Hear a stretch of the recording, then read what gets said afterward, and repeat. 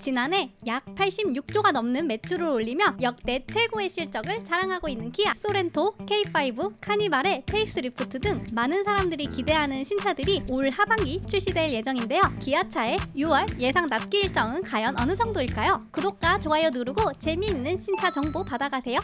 안녕하세요, 차산오바입니다. 기아 역시 현대와 마찬가지로 납기 일정이 많이 줄었는데요. 한번 보실까요? 먼저 페이스리프트를 앞두고 있는 모닝입니다. 곧 등장할 확 달라진 모습의 2차 페이스리프트가 기대되는데요. 출고 대기 기간은 3에서 4주입니다. 다음은 여전히 높은 판매량을 유지하고 있는 레이입니다. 납기 일정 역시 전 사양 3에서 4주입니다. 다만 그래비티 모델을 선택 시에는 3개월 정도 소요된다고 하네요. 최근 아반떼에 확실히 판매량이 밀리는 듯한 K3의 모든 사양은 3개월 정도 소요될 예정입니다.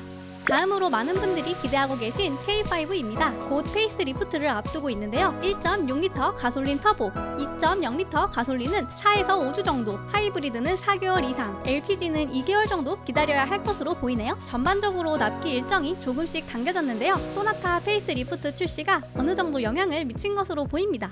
K8 가솔린 역시 4에서 5주가 소요되며 하이브리드와 LPG 모델은 2개월 정도 후에 납기될 것으로 보입니다.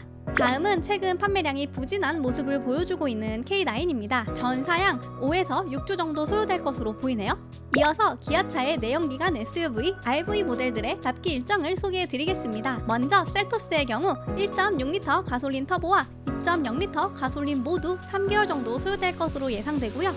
올 여름 부분 변경으로 돌아올 것으로 보이는 소렌토 가솔린은 출고까지 3에서 4개월 정도, 디젤은 4에서 5주 정도, 하이브리드는 16개월 이상 소요될 것으로 보입니다.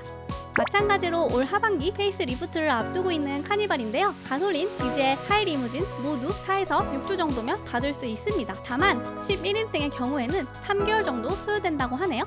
다음으로는 스포티지입니다. 가솔린은 5개월, 디젤은 2개월, LPG 모델은 2에서 3개월 정도 소요되고요. 하이브리드는 7개월 이상 기다려야 할 것으로 보입니다. 모하비는 전 사양 3에서 4주 정도면 받으실 수 있습니다. 다음으로는 니로 모델인데요. 하이브리드는 5개월, EV는 4에서 5주, 플러스는 3에서 4주 정도 소요될 것으로 예상됩니다. EV6는 납기 일정이 크게 줄어 이제는 전 사양 2개월 정도밖에 안 걸릴 것으로 보입니다.